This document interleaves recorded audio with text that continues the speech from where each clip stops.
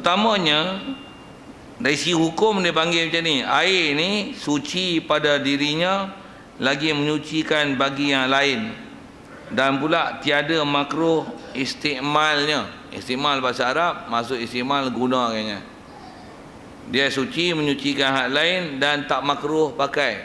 Dan tak makruh istimal maksudnya pakai. Tak makruh pakai pun pakai di mana? Tak makruh pakai di badan. Air macam ni memang istilah masyhur fiqh kita dalam fiqh Syafi'i dia panggil air mutlak.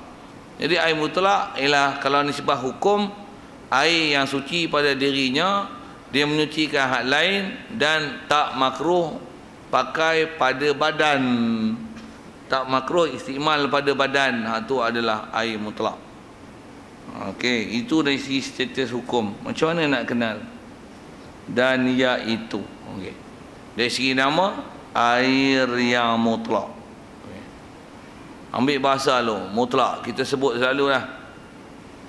Asal bahasa mutlak maksudnya sesuatu yang tidak dikaitkan dengan sesuatu. Tu sebutan Arab tu. Perkara yang tak dikaitkan dengan sesuatu, hak tu dipanggil mutlak. Sultan ada kuasa mutlak. Apa maksudnya? Kuasa dia tak kait dengan siapa-siapa. Kalau dia kata aku nak menteri besar, mu bagi satu nama, mu bagi satu. Dia minta 3, bagi 3 lah bodoh, awak bagi satu. Oh, boleh tu. Boleh. Mana hak patut ubah-ubah lah. Lah, payah macam mana? Tak kerti sungguh. Benda senang saja. Dia kuasa mutlak tak mau lawan dah. Aduh, teriang dengan timur. Luka lah mu. Sikit syarah kot tu. Tak faham tanya lain. Sambil-sambil apa ni? Dah cerita kuasa mutlak. Dia ada kuasa mutlak. Mana boleh lawan? Dia kata tak bubar lagi. Minta bubar pun dia tak bubar. Kuasa mutlak ke dia? Tak boleh lah. Saya nak cerita mutlak tu. Okay. Air mutlak maksudnya apa? Air yang tak kait dengan benda-benda lain. Tak ada siapa pengaruhi dia. Itulah air mutlak. Lagi kuasa mutlak. Hak mutlak. Apa maksudnya? Hak kita betul lah. Bukan ada kongsi-kongsi dengan siapa. Siapa pun tak boleh kacau kita. Kita nak beli kan, nak jual kan, hadiah ke orang. Ikut kita lah. Itulah dipanggil mutlak. Jadi air mutlak maksudnya air yang tak dikaitkan dengan sesuatu. Tak ada sesuatu yang mengubah dia. Jadi fokus kita mengubah tak kait dengan sesuatu tu. Tak kait dengan mana? Tak kait dengan satu benda yang dicampur, yang dengan sebab campuran tu nanti mengubahkan warna, bau ataupun rasa dia. Air yang tak ada apa-apa perubahan dengan apa-apa campuran. Campuran pun yang kita duk campur, bukan yang macam air asli ni yang make Allah Ta'ala ni. Jadi jika tidak ada apa-apa campuran yang kita akan belajar di pendetilan itu, tidak ada apa-apa campuran yang mengubahi sifat air, rupa, bau dan rasa, maka air itu dipanggil air mutlak.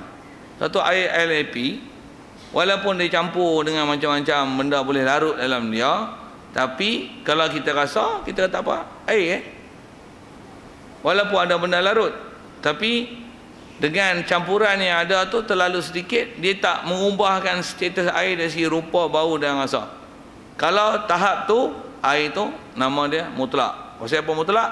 Dia tak dikait dengan sesuatu, pasal orang boleh sebut air saja. Kalau sebut buat air pili, memanglah pasal mari pada pili. Air paip, pasal mari pada paip.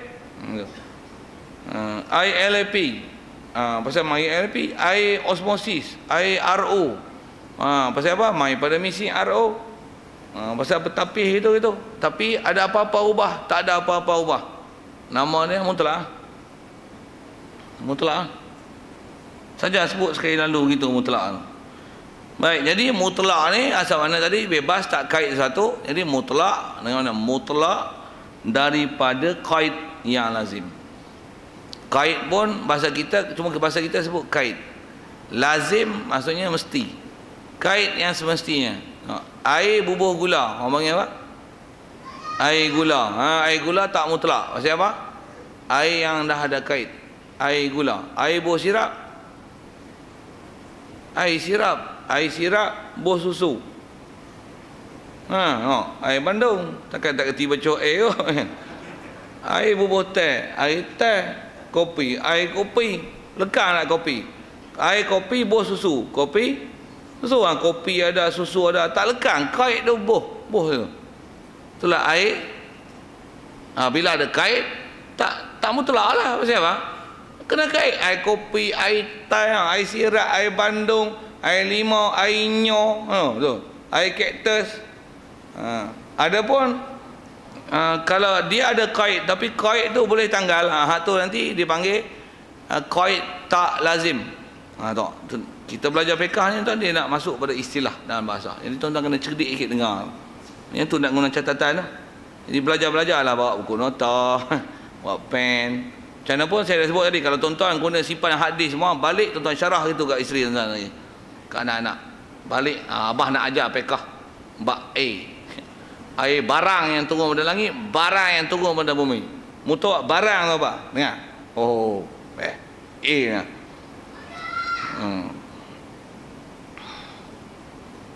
Baik. Itu kait lazim. Maka tiada memberi mudarat kait yang berurai. Kalau sesuatu kait yang dikaitkan dengan air, maksudnya air ni kita sebut dengan kait tu air sungai, kan kait tu. Air sirap pun kait, air gula pun kait, air sungai pun kait tu. Tapi kait sungai, hal tu dipanggil kait berurai. Apa kait berurai? Kalau bahasa Arab, kait yang mumfak. Pernah dengar mumfak? Lam yakunil ladzina kafaru min ahlil kitabi wal musyrikina munfakin. Mumfak. Saya nak cerita mumfak tu ya. Awak nak mumfak boleh cerai, boleh pisah. Jadi kalau air sungai buat teh. Air apa? Air sungai teh. Air apa? Sungai gimana? Air dah buang. Sungai itu dah buang daripada air. Memang air sungai. Air hujan bubur selasih. Air ke air hujan selasih? Hujan tak sebut dah. Tu hujan tu dipanggil apa? Air kait. Air hujan dipanggil air kait tak lazim. Pasal apa tak lazim? Boleh buang hujan. Tapi kalau air teh, air teh tak boleh gula. Air teh tak boleh gula. Air teh manis leting. Apa lagi? Buah sirap pula merah. Air sirap merah jetek. Bunyi gerik lah. Duk kelah hulu. Duk hulu bunyi gitu. Mak merah jetek lah, betul kan? Betul lah tu, tak silap. Apa lagi seumpama tu lah. Jadi hal tu dia tak boleh nak buang pasal bubuh apa awan.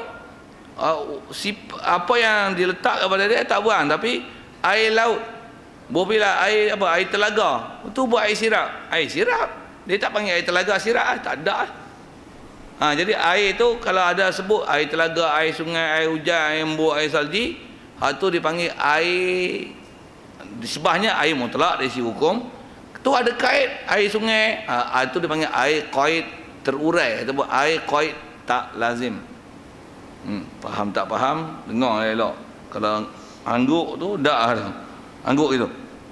Dak ada. Kalau tu gagah kan. Baik.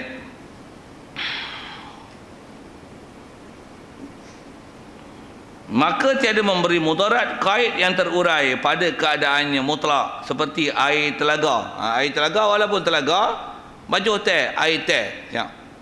Jadi air itu masih mutlak. Bagi faham antara bahasa lazim dengan tak lazim itu. Ataupun air sungai ataupun lainnya. Jadi air-air yang main pada asli ini memang kalau ikut semua tu ada kait. Air pilih. Buat air pilih. Buat teh, air pilih teh. Tak pilih tinggal. Apa maksudnya? Dia mutlak. Dia mutlak. Tapi air nyo tu bakar lah. Air nyo bakar. Buruh agak bakar. Air nyo boleh lemon kan? Air nyo lemon. Nyo tak tinggal. Air nyo, air tebu. Tak buah. Air tebu susu. Tebu susu. Buah lah pada apa? Mereka bila air tebu berkarbonat. Buah bila berkarbonat.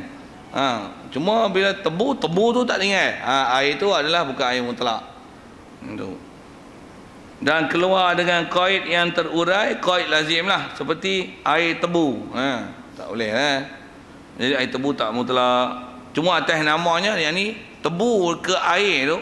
Kalau bahasa Arab dia panggil ada idafat, air tebu, air tebu. Air daripada tebu, idafat dengan mana min. Itu apa tu? Itu adalah air qaid lazim. Dan air nyo dan umpamanya lah. Faham tebu dengan nyo, faham lah hal lain. Cuma bagi faham format. Dia lagi contoh, nama dah diberi, simpan elok-elok, bagi cerdik. Bila-bila pun boleh pakai lah kaedah tu. Dan boleh faham lah mana boleh suci tak suci.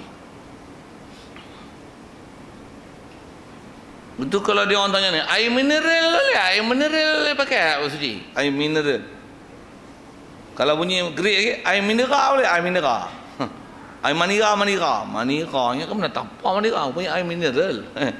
Air mineral boleh? Air mineral. Boleh tak suci? Air mineral. Qaid tak lazim air mineral. Nama malah dah ada mineral. Adalah air mineral. Air botol boleh buat suci. Air botol dah buh dalam botol, buh dalam botol, buh dalam cerik, buh dalam air cerik.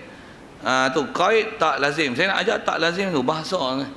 Tu kita mengaji ni antara benda yang kita nak faham apa? Bahasa dan istilah. Apa saja ilmu. Mengaji apa saja.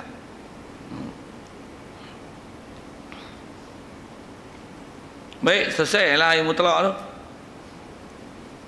Ada soal tu. Kalau ikut ilmu mutlak tu, sambung lagi boleh. Lagi berhenti ke 10 kita. Tak patutlah berhenti. Ya.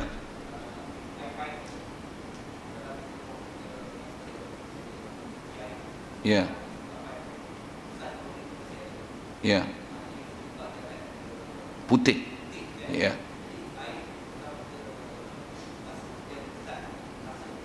Ya. Ya, best soalan tu. Soalan macam tu yang kena faham tu untuk fiqah kita. Jadi air yang dah dirawat ni, air paip ni, dia memang ada ketika dia, waktu ada waktu-waktu dia kan, waktu baru bubuh ke apa kan, waktu dia nak cuci kan, ada waktu dia memang kita buka putih. Bahkan bila kita buka tu kadang putih buih tu kadang kita buka tu bau, basuh tangan tu macam baru buka tudung kelorok lah. Tu yang masa ada ketika tu kan, kok tuan-tuan ni wali tak bisa pegang air tu, ada ketika hari tu buka tu bau kelorok. Baik, jadi istilahnya kalau bau tu sangat kuat sampai orang kata ni kelorok ni, bofir tu kan, klorin tu kelorok, antara kau dengan kelorok tu. Jadi kalau sampai pada tahap itu, istilah dia mudarat lah air. Maksudnya waktu ketika kita buka tu putih, waktu buka tu ada bau, atau bercelup ke tangan apa, kita basuh-basuh walaupun dah sabun ni, bau sabun hilang, bau sabun pun kalah bau klorin. Tapi air, maksudnya ada sesuatu telah mengubah sifat air. Pada masa tu air tu tak sah suci. Pasal air tu ada qaid lazim. Apa dia? Air klorin. Orang tu nama air klorin lah. Kalau bubuh air teh, ni air teh klorin ni. Klorin lekat apa?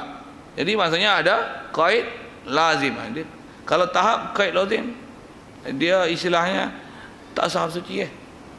Jadi pada waktu tu memang tak boleh suci lah pakai air LP tu.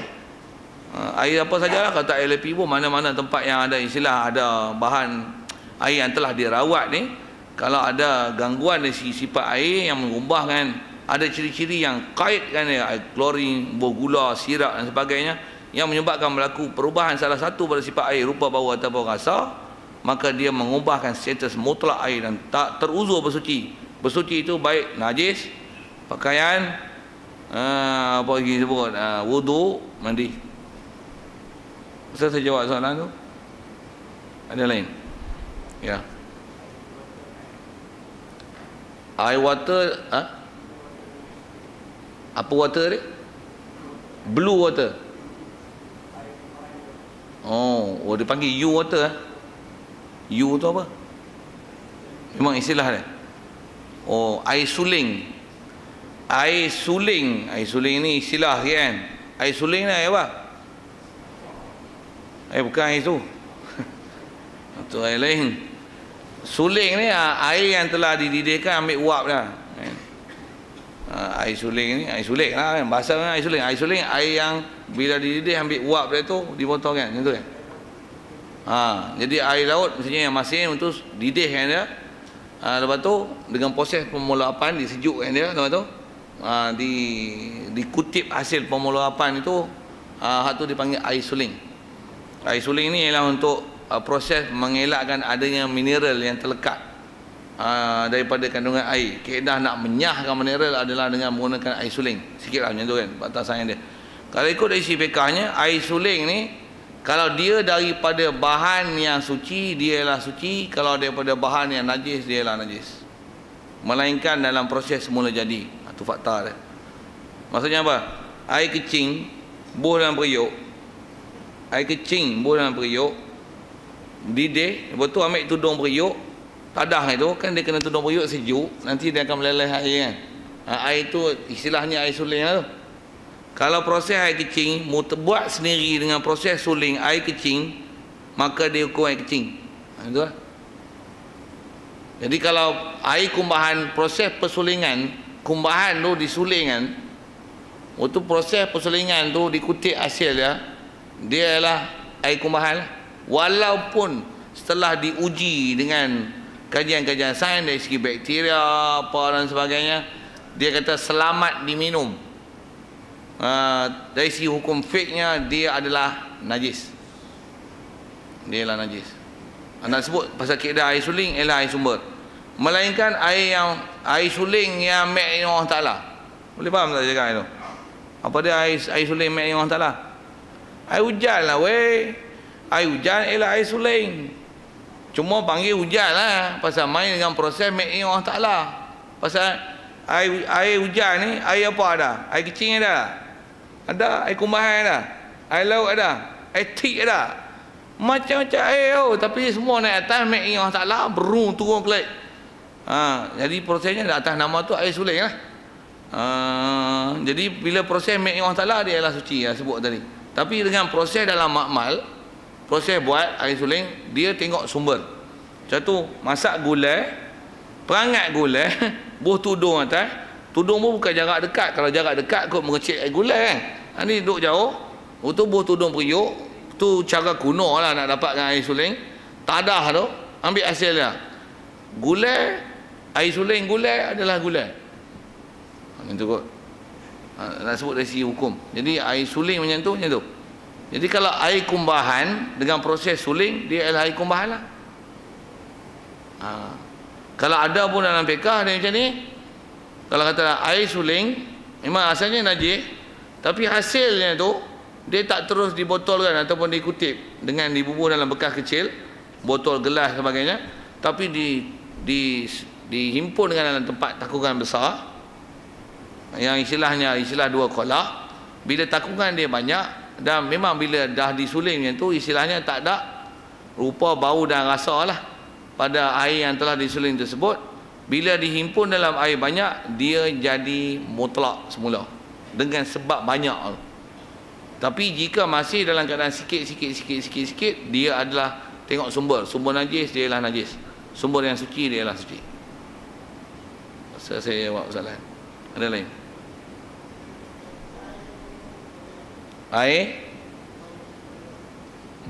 Air bau belerang. Ya.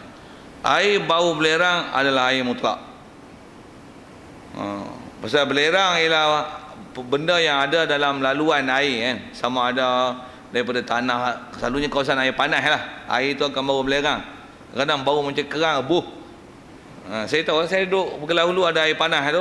Panas itu bau kerang rebuh. Bukan ada kerang pun, ingat ada kerang mana sampai ada rebuh kerang tak. Air itu bau kerang rebuh. Jadi kalau kata tak bau kerang rebuh pun ada kandungan belerang. Jadi maksudnya ada sesuatu, bahkan kita rasa pun rasa sesuatu lah. Belerang ni sulfur lah, bau sulfur kan, bau busuk, bau kentut tu ada. Apa nak sebut. Jadi air tu macam mana? Kaedah fiqhnya dia ialah air mutlak pasal main daripada sumber asal. Main daripada sumber asal. Itu juga kalau sebut tadi Air katalah kita ambil daripada air sungai, tapi sungai tu hulu dia ada banyak pokok tongkat ali. Kita pula memang selalu duk minum, rasa kata tongkat ali ni. Pasal apa? Air tu lalu ke akar dah. Jadi air ni rasa air tongkat ali mutlak. Pasal apa? Air yang main dengan proses mek Allah Ta'ala, tempat lalu dan tempat bertakung dia, kalau mengubahkan rasa dia, dia tak menyebabkan bertukar status mutlak. Itu fik kita. Saya jawab soalan. Ada lain?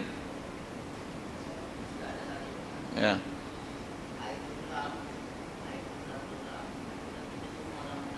Ya. Air tundram terjemur dalam matahari. Dari segi kalau kata air tu katalah air elok lah kan, maksudnya air mutlak lah, tu terjemur. Kalau takat nama terjemurnya tak ada masalah. Maksudnya sah ambil wuduk. Airnya air mutlak. Cuma ke depan nanti, saya pun dah tanya tu, saya panjangkan sikit. Kalau dah terjemur sampai pada tahap terlalu panas. Panas tu bukan saja matahari panas, air tu panas, tundram tu panas, air pun panas. Sampai air dan tundram berdidih. Katalah gitu kan. Malaysia ni, suhu Malaysia taklah mendidih weh. Tapi kalau sampai tahap tu, mana tahu esok Dajjal mari, jadi takat tu tak mustahil pasal memang boleh jadi kalau matahari dah terpancar itu sampai 24, sampai bukan 24 jam, 24 bulan. Air kering, air mendidih saya silap dengan matahari yang terpancar itu. Macam mana pun nak sebut, selagi dia mutlak, air itu mutlak. Cuma bila dia dalam keadaan panas, terjemur panas matahari, bertakung bekas logam, ada jumpa depan nanti insya-Allah, makruh gunakan pada badan. Tapi tetap sah bersuci. Cuma kalau molek bagi sejuk dululah. Pasal kalau guna air panas itu, kita kadang tak gamak nak pakai air panas kan. Kalau fenomena yang ada kat masjid ni sikit nak share kan. Tuan-tuan tak tahu pun tak apa, tapi saya nak beritahu pasal saya rasa air yang depan tu, nak naik tangga tu, kan ada tempat pilih dua tu, tempat basuh kaki ambil wuduk tu. Tuan-tuan kalau mari pukul 1 tengah hari, pukul 2 petang, tuan-tuan buka ambil wuduk dengan air tu. Wow, best. Okey, tuan-tuan gelak tu saya tahu lah serupa macam saya. Jadi pada masa tu kalau tahap dia panas, sekalipun tak panas matahari, kalau istilahnya panas itu lagi silap buh ke muka kan, kembung katalah itu, dia makruh digunakan pada kulit. Guna macam mana nak guna bersuci sah, dia tak menghalang untuk bersuci, cuma ada larangan untuk pakaian dia pasal dia boleh menyebabkan penyakit dan antaranya mudarat lah kita pakai, apatah lagi sampai tahapnya boleh melecurkan kulit. Macam mana pun atas status air dia makruh mutlak, untuk memang boleh bersuci tanpa ada makruh, sejuk kan dia. Itu saya jawab soalan. Ada lain? Sambung memang tak sambung dah. Panjang umur kita sambung nanti. Air yang kedua, air yang suci lagi menyucikan tetapi makruh istimal. Air ni lah. Mana kita dah lalu ni esok, lajukan sajalah insya-Allah. Wallahu a'lam. A'udzubillahi minasyaitonirrajim. Bismillahirrahmanirrahim. Allahumma nawwir qulubana bi nuri hidayatika kama nawwartal arda min nuri syamsika wa dan abada bi rahmatika ya arhamar rahimin. Warzuqna fahman nabiyyin wa hifdzal mursalin wa ilhamal malaikatil muqarrabin wa sallim tasliman ala jamil anbiya'i wal mursalin walhamdulillahi rabbil alamin. Assalamualaikum warahmatullahi wabarakatuh.